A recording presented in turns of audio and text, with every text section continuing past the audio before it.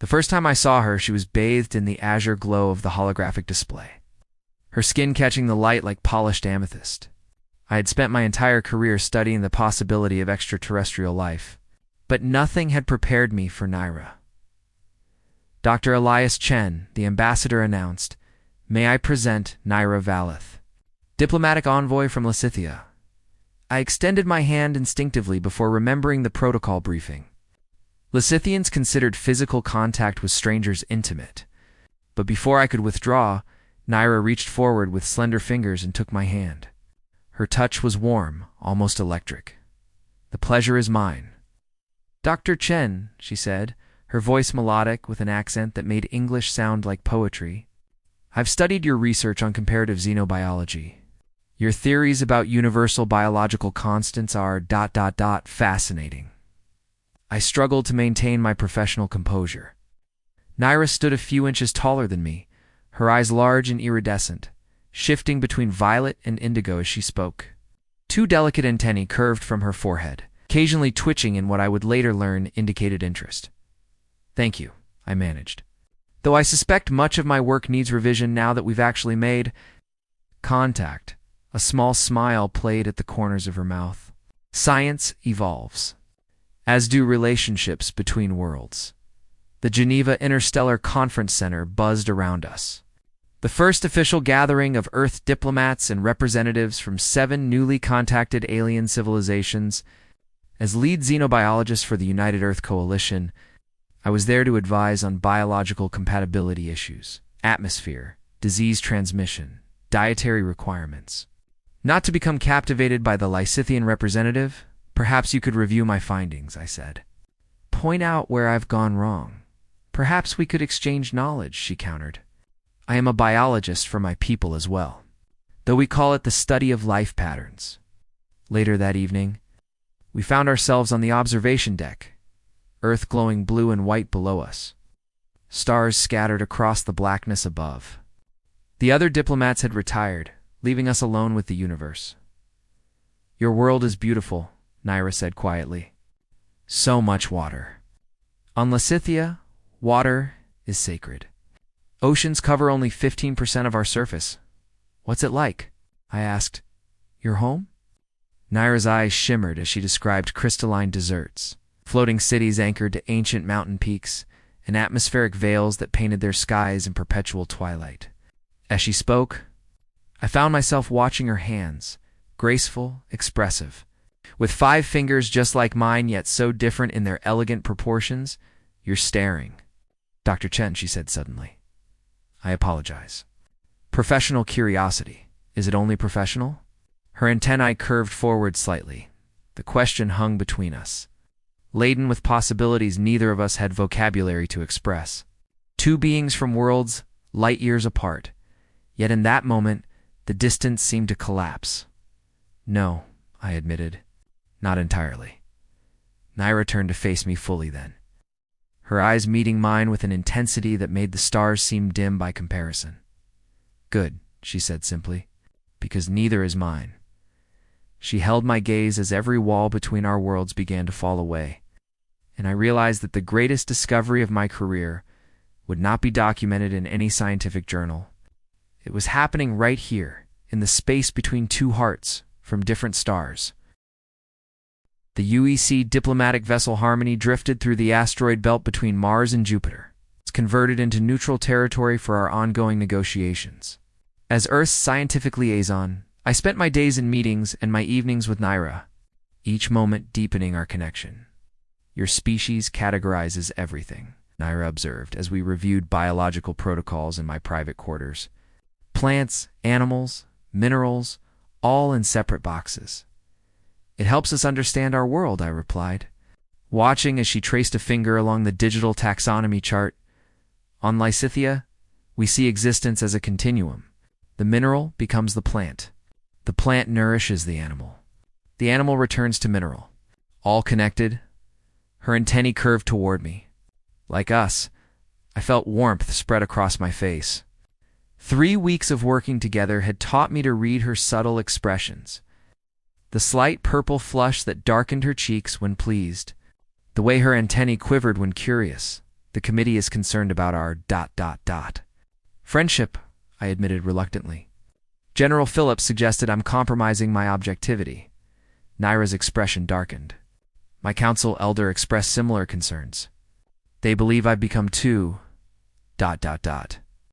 attached to an earthling. Have you? I asked, heart racing. She moved closer, the scent of her skin reminiscent of lavender and something alien but enchanting. I've studied thousands of Earth species, Elias. None fascinate me like you. My hand found hers, fingers intertwining. Different textures, different worlds, but the same warmth. The Lysithian diplomatic guide warned that humans are impulsive, she whispered, her face inches from mine. Is that true? Let me show you, I murmured.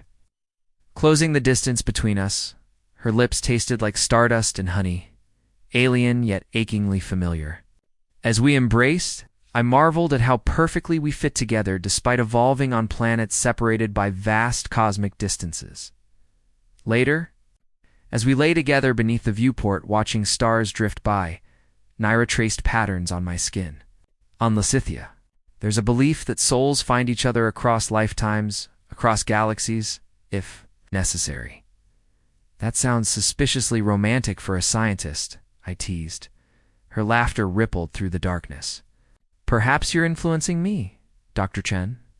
An urgent chime from the communication panel shattered our peace. Admiral Reeves's stern face appeared on screen. Dr. Chen, report to the command deck immediately. We've intercepted Lysithian communications suggesting military mobilization near Neptune's orbit. Naira sat up sharply, her skin paling to a lighter violet. That's impossible. We've committed to peaceful contact.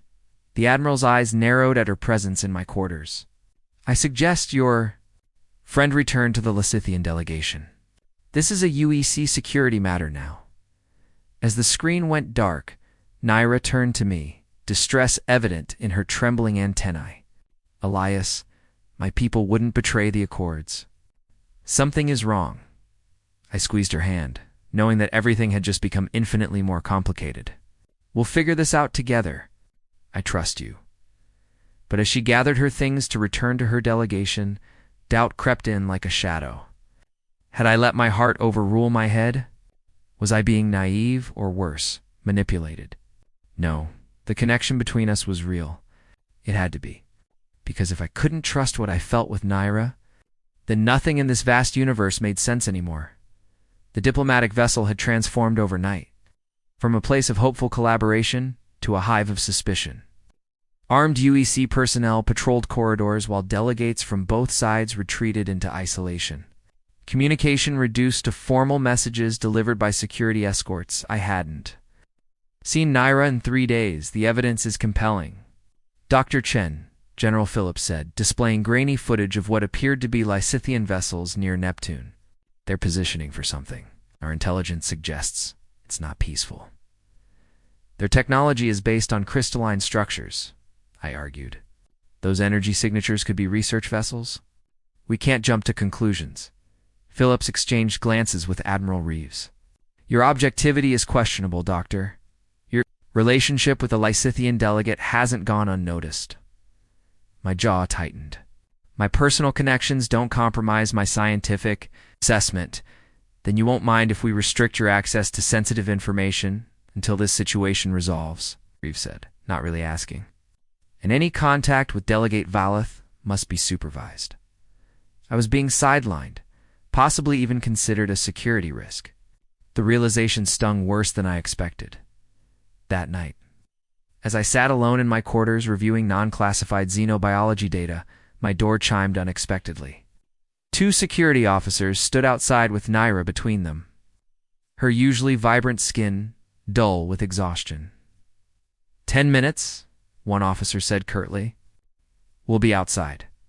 When the door closed, Naira rushed forward, embracing me with an intensity that stole my breath. My transmission privileges were revoked. She whispered against my neck. They're saying Earth vessels fired on our research outpost near Triton. My council is threatening to withdraw from negotiations. That's impossible, I said, echoing her words from days earlier. We've been told your fleet is mobilizing near Neptune. She pulled back, her eyes searching mine.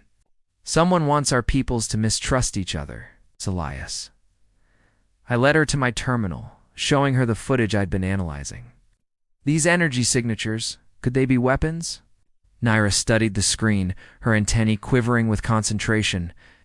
No. Those are crystalline resonance patterns from our atmospheric study vessels. But they've been amplified somehow. Her voice trailed off as realization dawned. Someone has modified our research signals to mimic offensive capabilities. Who would benefit from conflict between Earth and Lysithia? Her expression darkened. The Draconids. They opposed our alliance from the beginning. Their mining interests in your solar system would be threatened by our technology sharing agreement. The pieces clicked together. A third species manipulating both sides, creating phantom threats to derail our alliance. We need evidence, I said, my mind racing. If we could access the original signal data, my research codes might still work. But I'd need direct access to the main communication array, Naira said, which is now in the restricted military section. Our eyes met, the unspoken question hanging between us. Would I risk my career, possibly even face treason charges, to help her prove her people's innocence? Without hesitation, I pulled her close, breathing in her alien scent. If we don't stop this now, both our worlds could be at war within days. Her fingers traced my jawline, her touch sending shivers across my skin, despite the gravity of our situation. They'll question your loyalty to Earth. My loyalty is to truth, I whispered. And to you? As we formulated our plan, I knew we were crossing a line from which there would be no return. Whatever happened next would either bring our worlds closer together or tear them apart forever, along with my heart. Accessing the restricted communication array required precision timing and a bit of luck. Naira had memorized the patrol schedules while being escorted to her meetings. Noting a 3-minute window when the corridor to the communication hub would be clear. Remember, I whispered as we crouched in the maintenance shaft. If we're caught, claim I coerced you. Naira's eyes flashed indignantly. I will do no such thing. We face this together, Elias. The soft violet glow of her skin in the dimly lit shaft made my heart ache with both fear and admiration. How had this being from another world become more important to me than my own safety? When the moment came, we moved swiftly through the deserted corridor.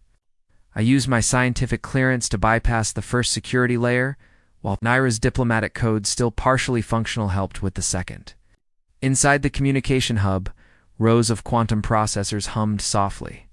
We have 7 minutes before the system flags an unauthorized access, I said, connecting Naira's crystalline data device to the mainframe. Her fingers danced across the interface with practiced precision. I'm accessing the original transmission logs from our research vessels. There she pointed to a stream of data flowing across the screen. Our actual signal patterns, and here another stream appeared alongside it. The modified signals your sensors detected. They're similar enough to full standard analysis, I noted, but clearly manipulated when viewed side by side. The modification signature. Naira's voice tightened. It's Draconid. Encryption, just as I suspected. As she downloaded the evidence, a third data stream suddenly appeared, Earth's own communications to the Lysithian outpost, similarly altered to appear threatening. They've been playing both sides, I breathed, making each think the other was preparing for aggression. The door slid open with a hydraulic hiss. Admiral Reeves stood in the entrance, flanked by security officers with weapons drawn. Step away from the console, Dr. Chen, he ordered coldly. Naira straightened, her entire demeanor shifting to diplomatic formality. Admiral, we've discovered evidence of third-party manipulation. The Draconids have been altering communications between our species. A convenient excuse for espionage. Reeves replied. Security detained them both. Wait. I transferred the data to the main display. Look at the evidence yourself. These are the original transmissions compared to what our sensors received. The difference is subtle, but unmistakable.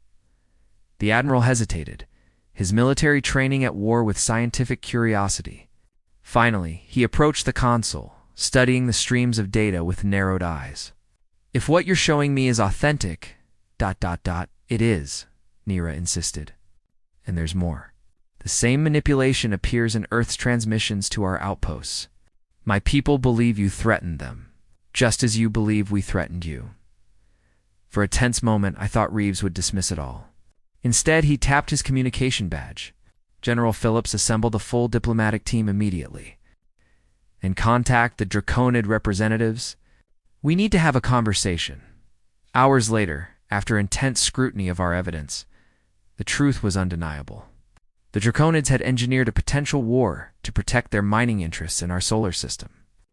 Their ambassador, confronted with the evidence, had retreated to their vessel and broken Orbitacid's admission of guilt. In the aftermath, I found Naira on the observation deck, watching Earth rotate below. When I approached, she reached for my hand without looking. My council has recommended strengthening our alliance with Earth, she said softly. They're suggesting a permanent exchange of scientific and cultural advisors. Hope bloomed in my chest. And would you consider such a position? Her eyes, reflecting the blue of Earth below, turned to me with unmistakable warmth. I would consider many things for the right partner, she whispered as her fingers intertwined with mine, sealing an unspoken promise that transcended worlds. 1 year after the Draconid conspiracy, the first joint Earth-Lasithian research outpost orbited serenely above Saturn's rings. Named Convergence, it symbolized the growing alliance between our worlds and Dian's. Housed the two scientists who had helped forge that bond. The crystalline resonance chamber is stabilizing, Naira reported.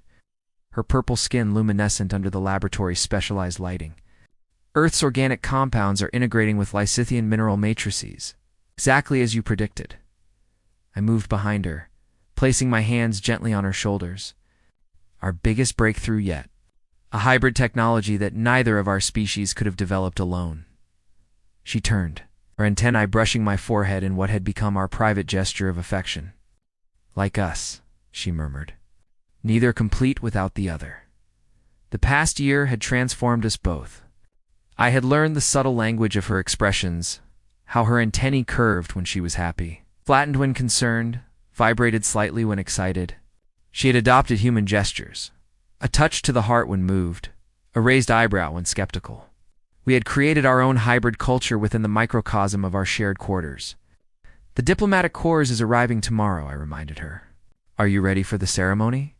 Naira's expression shifted to one I'd come to recognize as nervousness. Binding ceremonies on Lysithia are typically private affairs. Having officials from 2 planets as witnesses is intimidating. We could still elope, I suggested with a smile.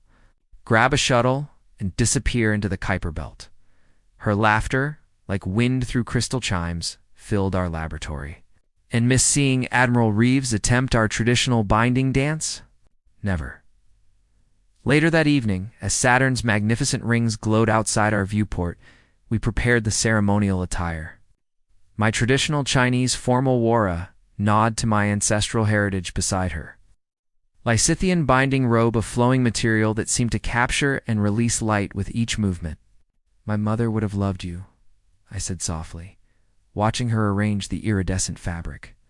Naira touched my face, her eyes shimmering with emotion. And mine would have found you fascinatingly complex, her highest compliment. Do you ever regret it? I asked the question that occasionally still haunted me. Choosing a life with someone so different? Someone who won't live as long as your species normally does. Her expression grew serious.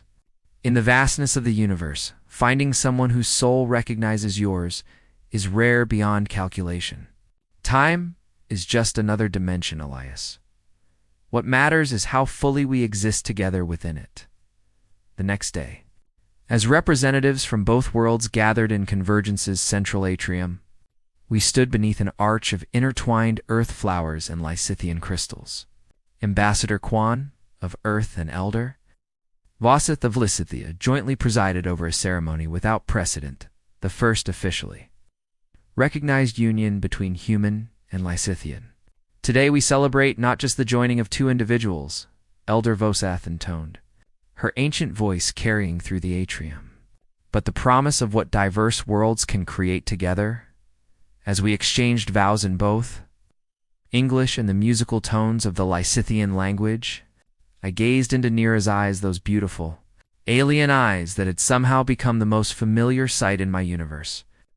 From different stars we came, I spoke the traditional words we had written together to find our home in each other. Two worlds, one heart, Nira responded, completing our promise. When we sealed our union with the touch of our hands, fingers intertwined. Her purple skin against my brown applause erupted from both human and Lysithian attendees. Scientists, diplomats, military officers who had once viewed our relationship with suspicion now celebrated it as a symbol of possibilities yet unexplored. Later, as we danced beneath Saturn's glow, Nira leaned close to whisper, "This is just the beginning, isn't it?" I nodded, holding her close. "The first chapter of many. Whatever comes next, we face it together." In that moment, surrounded by stars and witnesses from two worlds, I knew with certainty that the greatest discovery of my life had not been alien biology or hybrid technology, but the profound truth that love true, deep connection exists beyond the boundaries of species, planets, or even the stars themselves. He had held my gaze as every wall between our worlds fell away, and together we had built something entirely new in their place.